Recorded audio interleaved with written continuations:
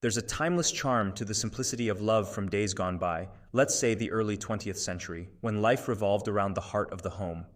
The man, after a long day's work, would return to his sanctuary. Waiting for him wasn't just a meal, it was his partner, his anchor.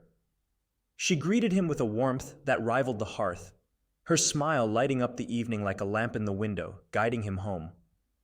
Their children, tiny echoes of their love, played nearby, filling the air with laughter as sweet and familiar as the aroma of dinner.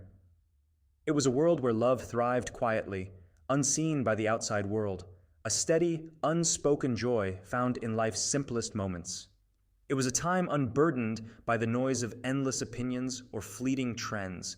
There were no glowing screens competing for attention, no debates about roles or rights dominating every corner. A man's life was like the steady rhythm of a hammer against steel. His work shaped the world around him, and his family was his forge, where each swing of effort found its purpose. Today, we live in a paradoxical world. On the surface, we see curated snapshots of happiness, smiling faces, perfect vacations, flawless relationships. But these moments are often staged, like actors rehearsing for an audience. Divorce now echoes louder than wedding bells. Togetherness feels fleeting, as if it's been replaced by filters on a screen. People scroll endlessly, comparing their lives to illusions and wondering why they fall short.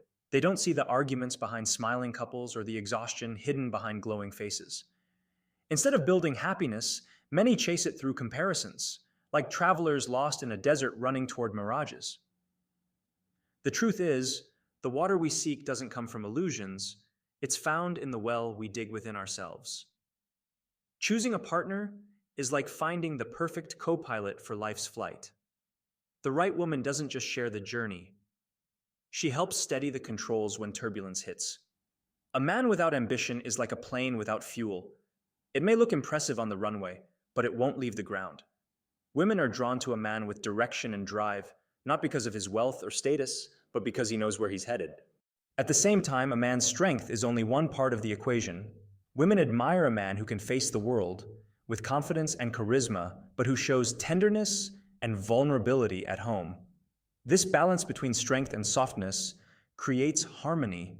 Women often desire a man who is tough enough to face life's storms, yet gentle enough to let her nurture him. This is less about selfishness and more about harmony. It allows both partners to recharge and feel valued. When this balance exists, it becomes a gift for both. He can face the world stronger, while she feels fulfilled knowing she's his safe haven. It's a dance where both find what they need in each other. A year ago, I came close to getting married to someone I thought was my soulmate. In the beginning, everything felt perfect.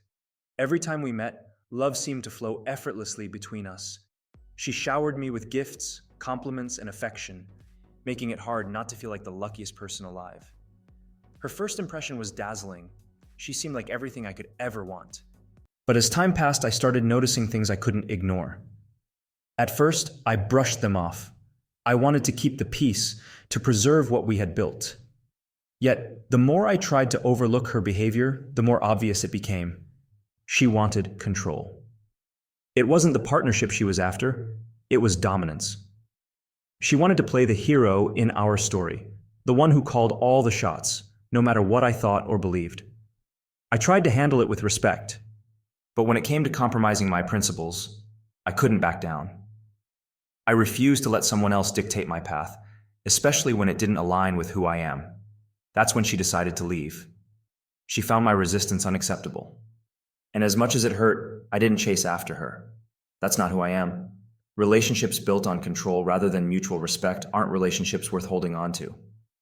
Sometimes, letting go is the only way to stay true to yourself.